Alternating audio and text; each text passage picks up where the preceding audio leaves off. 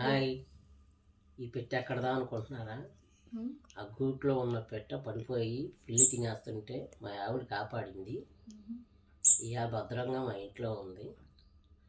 ఒక గంటలోని ఆ తల్లి కాడికి వెళ్ళిపోయిద్ది. చూపిస్తాం అది కూడా మళ్ళీ దాంట్లో. బాయ్ చెప్పు. చెప్పింది బాయ్. ఓకే.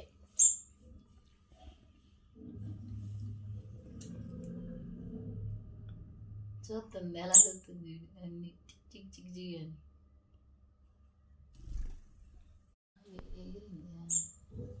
పడిపోతుంది ముందు. అదే ఇంకా బలం చాలేదు అనుకోండి. చాలా